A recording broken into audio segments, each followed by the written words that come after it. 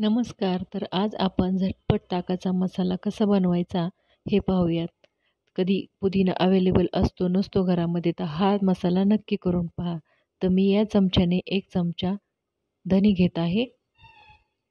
तर आपण हे धने कढईमध्ये टाकून घेऊयात. त्याच चमच्याने 1 चमचा जिरे घ्यायचे आहेत.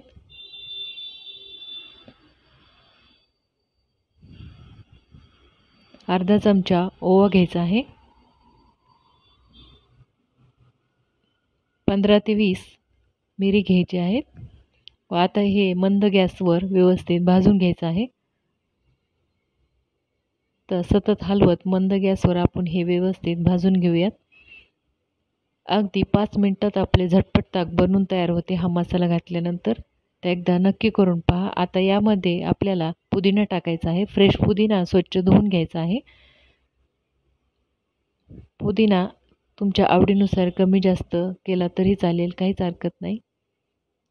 तर आता पुदिना कुरकुरीत होईपर्यंत व्यवस्थित भाजून घेऊयात. अगदी मंद गॅसवर आपण हे भाजून घेऊयात. तर पुदिना आपला व्यवस्थित भाजलेला आहे. तर आता आपण हे सर्व साहित्य एका प्लेटमध्ये काढून घेऊयात. आता हे सर्व थंड झाल्यानंतर मिक्सर जारमध्ये भाजलेले मसाले, त्यामध्ये अर्धा चमचा बडीशोप, ही बडीशोप मी भाजून घेतलेली आहे. अर्धा चमचा साधं मीठ, पाव चमचा काळं मीठ व येथे 2 इंच अद्रक म्हणजेच सुंठ मी खलबत्त्यामध्ये थोडीशी बारीक करून घेतलेली आहे.